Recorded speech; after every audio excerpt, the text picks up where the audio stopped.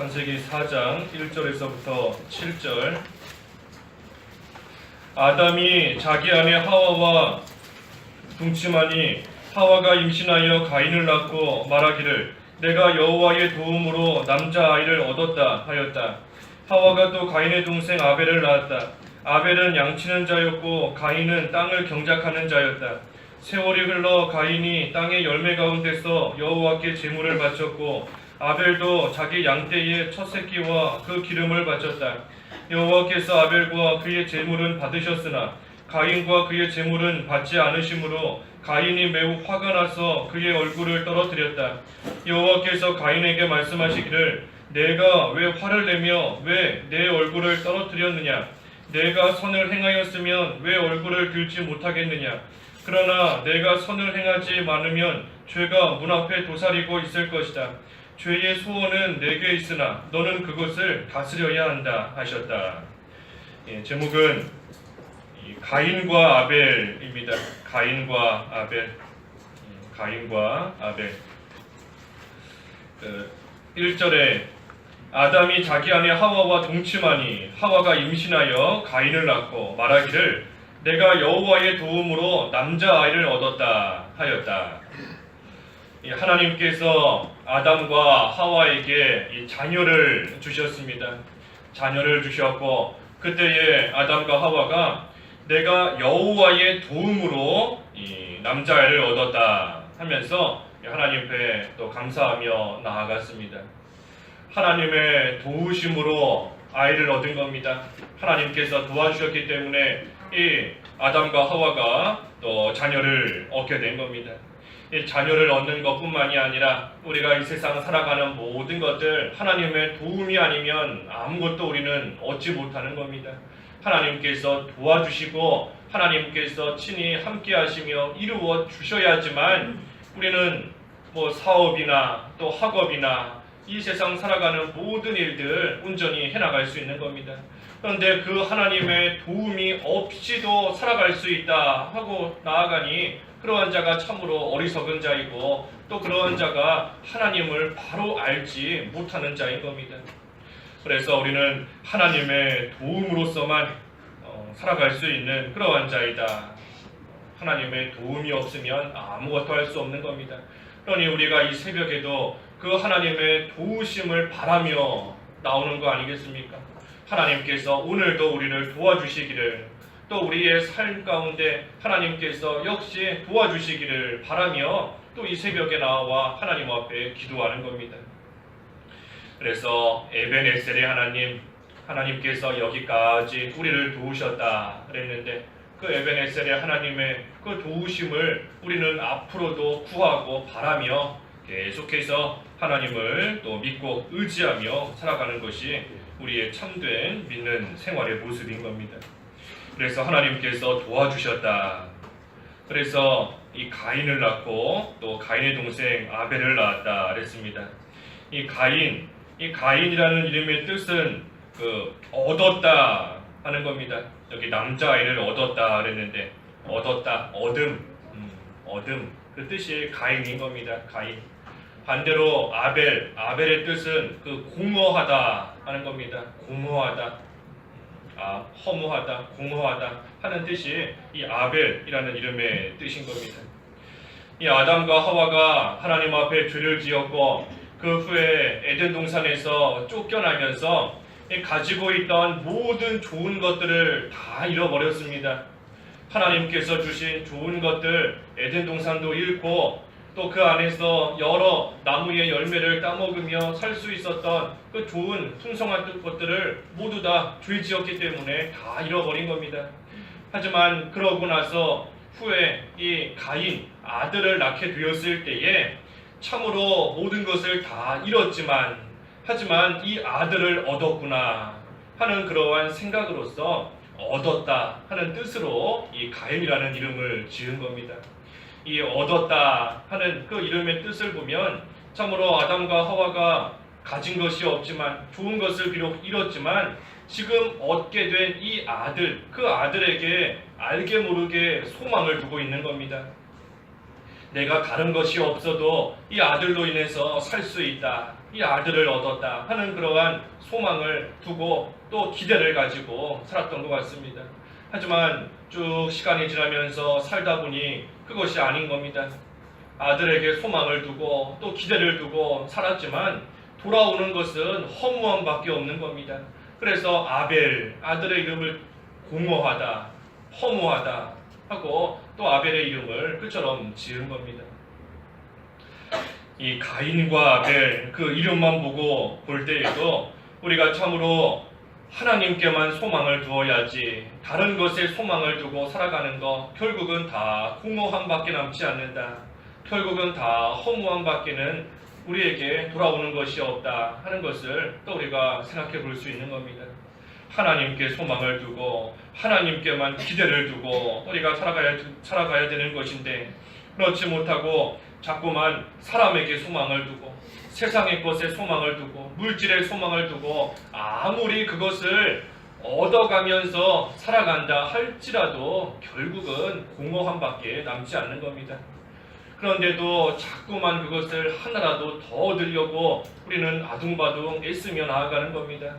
그리스도의 형상을 이루어가는 그 일에 있어서 수고를 하며 피땀 흘리고 살아가야 되는 것인데 그렇지 않고 자꾸만 세상의 거 얻어보려고 자꾸만 물질을 더 쌓아보려고 사람의 마음을 또 얻어보려고 거기에다가 애쓰며 해산하는 수고를 거기에다가 다 쏟고 있는 겁니다.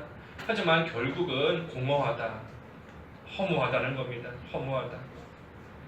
그래서 우리가 살면서 참으로 자꾸만 마음이 공허하고 자꾸만 마음이 낙심이 되고 자꾸만 마음에 기쁨이 없다 하면 우리가 나의 소망을 어디에 두고 있는가 우리가 한번 잘 점검해 봐야 되는 겁니다.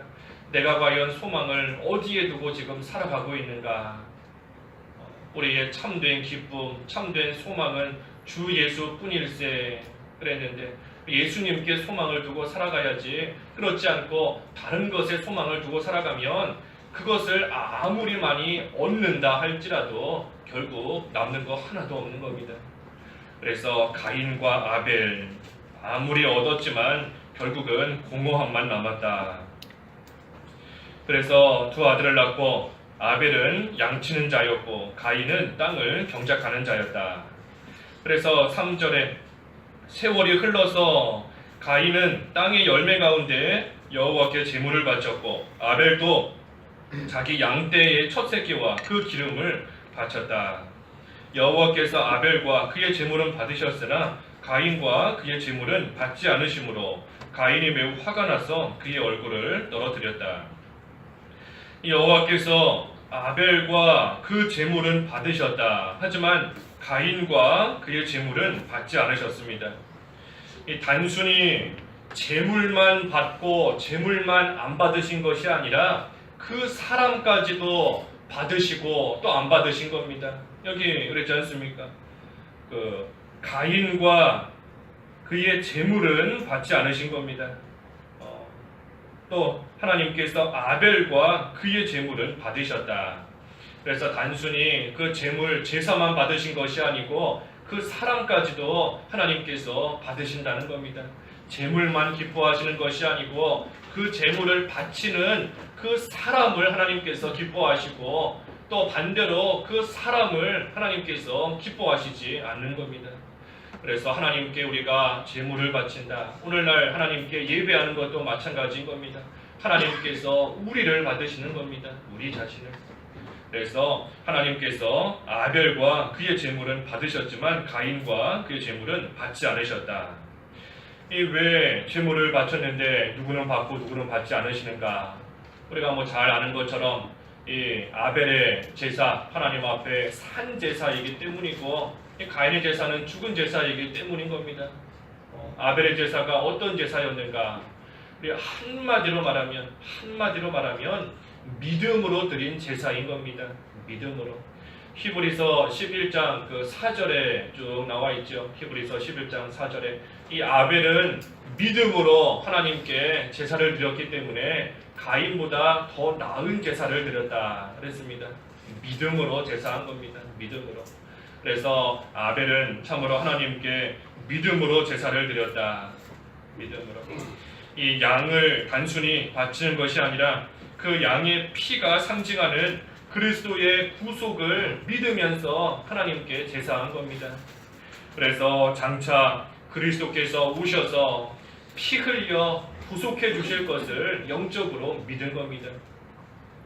그리스도께서 오셔서 마귀의 권세를 다 깨뜨리신다는 것을 들었을 때에 그것을 믿은 것이고, 또한 가죽옷을 입혀주신 것을 보았을 때에 참으로 그리스도께서 피 흘려 희생하심으로써 죽으심으로써 우리의 모든 죄, 모든 허물을 다 가려주시는 것이구나, 용서해 주신다는 것이구나, 그것을 믿으면서 양의 첫 새끼와 그 기름, 그 피를 하나님 앞에 제물로 바친 겁니다. 그렇기 때문에 하나님께서 그 아벨의 제사를 기쁘게 또 받으신 겁니다. 그래서 믿음으로 제사를 드렸다. 구체적으로 말하면 영과 진리로서 제사한 겁니다. 영과 진리로서. 그래서 이 믿음은 영적인 믿음인 겁니다. 영적으로 그리스도를 믿고 그 그리스도와 교통하면서 또 하나님의 말씀을 믿고 그 하나님의 말씀대로 순종하면서 하나님 앞에 제사했을 때에 하나님께서 그 제사를 기뻐하시며 하나님 받으시는 그러한 산제사로 하나님께서 또 여기신 겁니다. 하지만 가인은 그렇지 못했기 때문에 하나님께서 그 제사를 받지 않으셨다.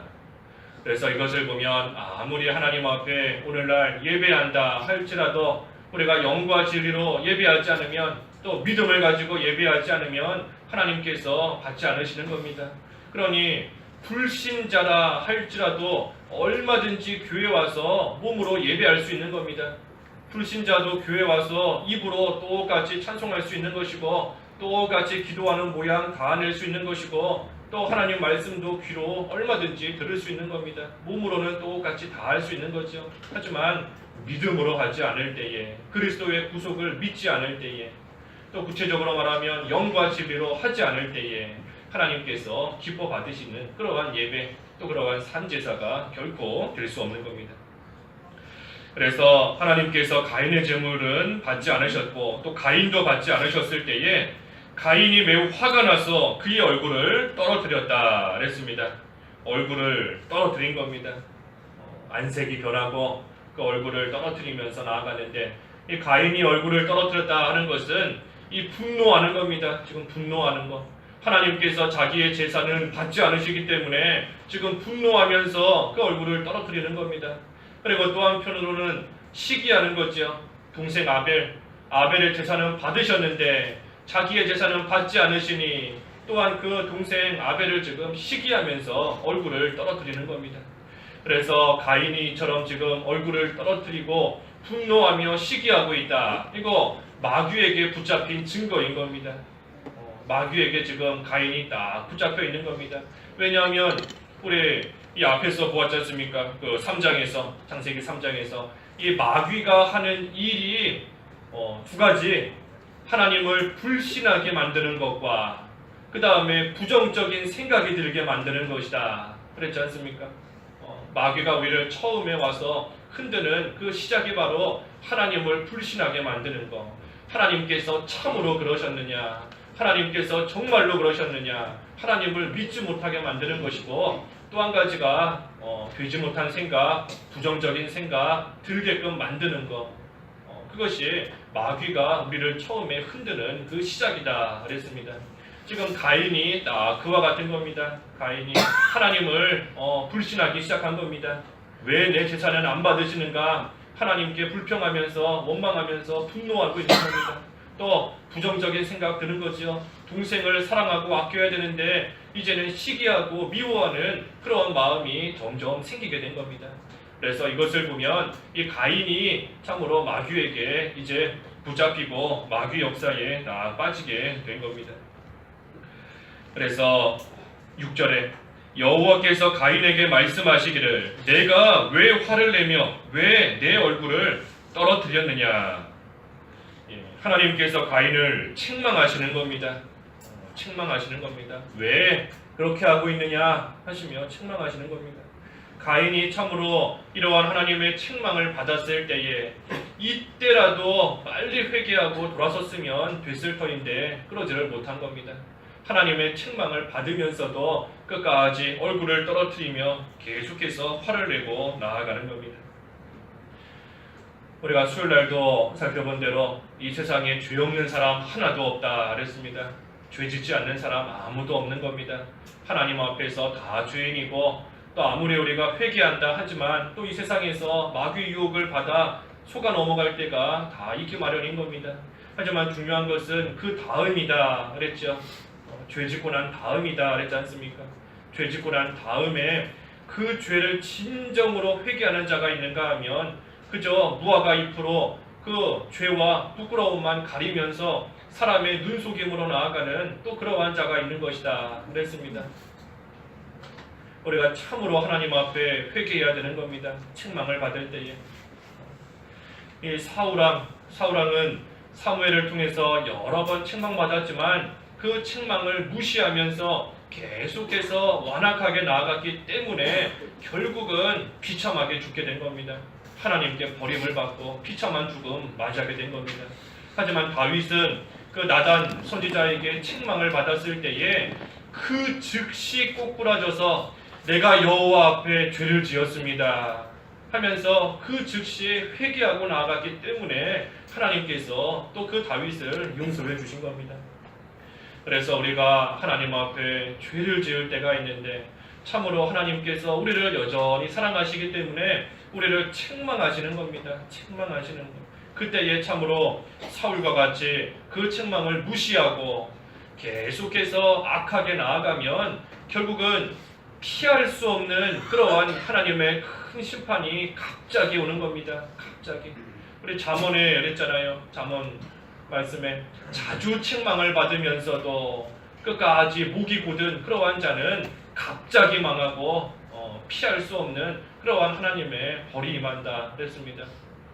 책망을 자주 받는데 자주 받으면서도 끝까지 돌이키지 않고 끝까지 그 목이 곧은 채로 나아가면 하나님의 심판이 피할 수 없는 그 하나님의 심판이 갑자기 온다는 겁니다. 갑자기. 그러니 갑자기 망하는 거죠. 하지만 하나님께서 여전히 우리를 사랑하시기 때문에 계속해서 책망하시는 겁니다. 책망하시고 또 때로는 징계하시고 훈계하시고 그러니 하나님의 그 훈계를 그 징계를 가볍게 여기지 마라 그랬습니다. 히브리서에 보면 히브리서 12장에 하나님의 징계를 가볍게 여기지 마라. 또 하나님의 징계를 받을 때에 낙심하지 마라 그랬습니다. 징계를 가볍게 여겨서는 안 되는 겁니다. 우연히 일어난 일처럼 살다 보니 그저 우연찮게 일어난 그러한 일처럼 하나님의 징계를 여겨서는 안 되는 겁니다. 우리에게 무슨 안 좋은 일이 생겼을 때, 어려운 일이 생겼을 때 그거 가볍게 여기면 안 되는 겁니다. 또 무시해서도 안 되는 겁니다. 내가 하나님 앞에 뭐를 잘못한 것이 있을까? 하나님 앞에 그래도 바로 산다고는 했지만 하나님 보시기에 또 내가 지은 그러한 되지 못한 부분이 있지는 않은가? 그것을 우리가 잘 생각해 봐야 되는 겁니다. 하지만 한편으로는 그렇다고 해서 낙심하지도 마라 그랬습니다. 낙심하지도 마라. 하나님께서 이러한 징계를 내가 미워서 꼴 보기 싫어서 내가 하나님 마음을 아프게 했으니 너도 한번 당해봐라 하는 그러한 것으로서 하나님께서 우리에게 어려운 일 당하게 하시는 것이 아닌 줄 알라는 겁니다. 낙심하지 마라. 하나님께서 우리를 징계하시고 훈계하시는 그 가장 근본적인 그 동기는 사랑인 겁니다. 사랑.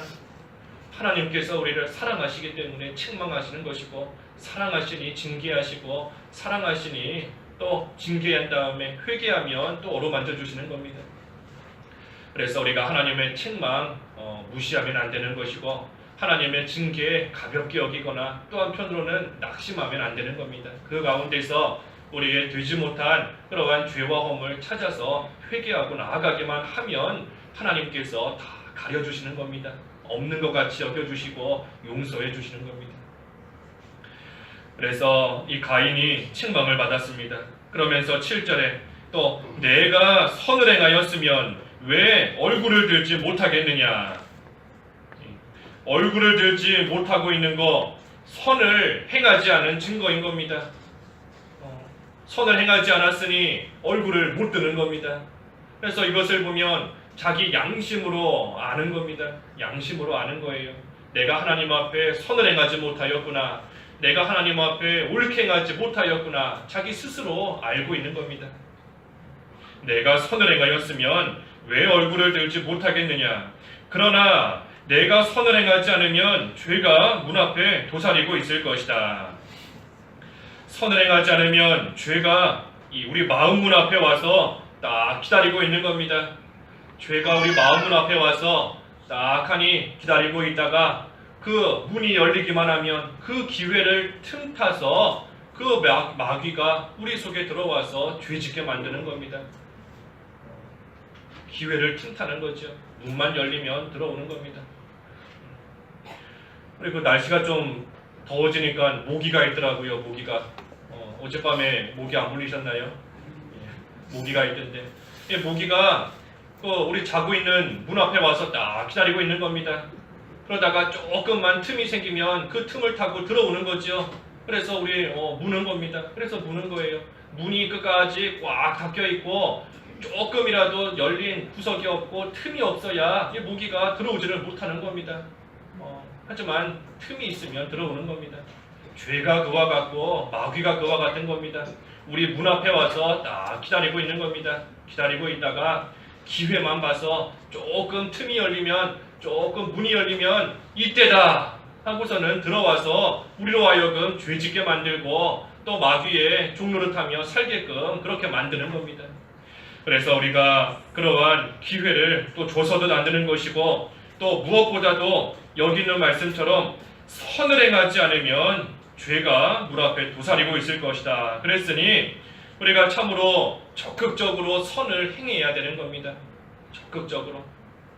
그저 죄 안 지어야 되겠다 하는 게 아니라 적극적으로 선을 행해야 그 죄를 물리칠 수 있는 것이고 마귀를 물리칠 수 있는 겁니다. 우리 깜깜한 어둠, 이 어둠을 이겨보겠다. 어둠을 없애보겠다. 아무리 발버둥 쳐도 그 어둠 없앨 수 없는 겁니다. 그렇죠? 하지만 빛을 받아들이면 그 어둠은 다 물러가게 되어 있는 겁니다. 그래서 우리 힘으로 참으로 마귀를 물리칠 수 없고 또 죄를 없애겠다 아무리 애써도 할 수 없는 겁니다. 우리는 죄를 없애겠다 하는 것이 아니고 적극적으로 선을 행해야 되는 겁니다. 적극적으로. 그래서 다른 사람이 미워질 때 이제 안 미워해야 되겠다. 저 사람 안 미워해야 되겠다. 아무리 노력해도 그 미워하는 마음이 쉽게 없어지지 않는 겁니다. 안 미워해야 되겠다 하는 것이 아니라 적극적으로 선을 행해서 사랑해야 되겠다. 사랑하는 겁니다. 사랑하고 나아가는 겁니다. 걱정하지 않아야 되겠다. 걱정하지 않아야 되겠다 해서 걱정 없앨 수 있으면 얼마나 편하고 좋겠어요. 하지만 아무리 걱정 안 해야 되겠다. 걱정이 없어지지 않는 겁니다. 그것이 아니고 적극적으로 선을 행하는 겁니다. 하나님께 모든 것을 맡겨야 되겠구나.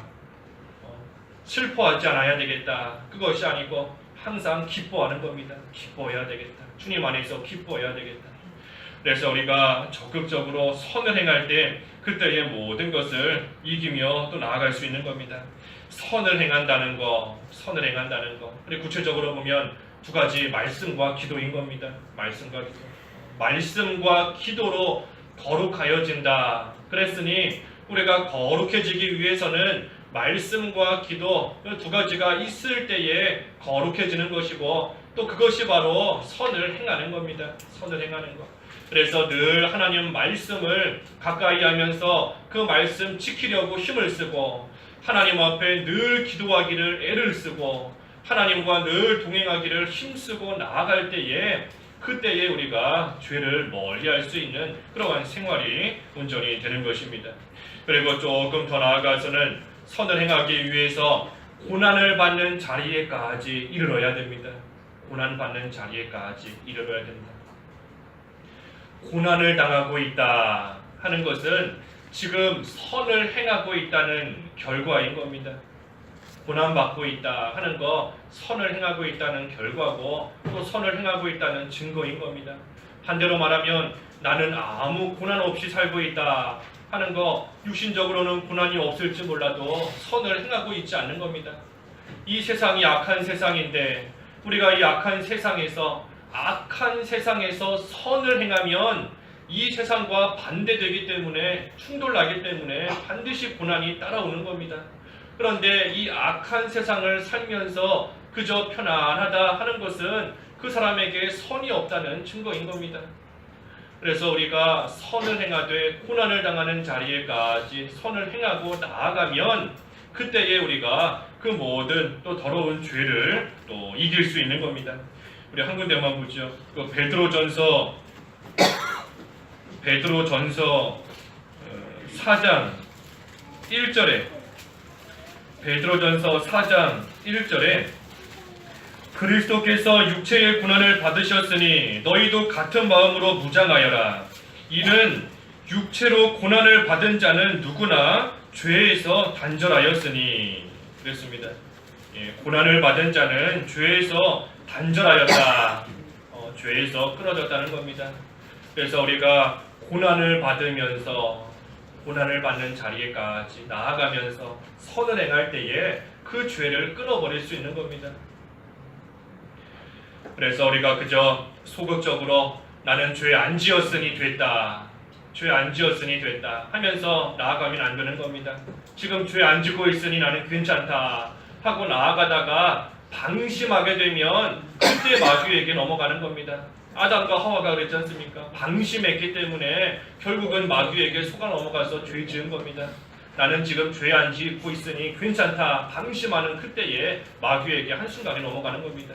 그래서 죄를 안 지으려고 하는 것이 아니라 물론 그것도 필요한 거지요. 죄 안 지으려고 애쓰는 것도 필요한 겁니다. 하지만 더 나아가서 적극적으로 선을 행하는 생활, 적극적으로 하나님의 말씀과 기도 가까이 하는 그러한 생활 해나갈 때에 우리 마음 앞에 와서 도사리고 있는 그러한 죄에 우리가 멀리 물리치고 또 그 죄에서 단절할 수 있는 겁니다.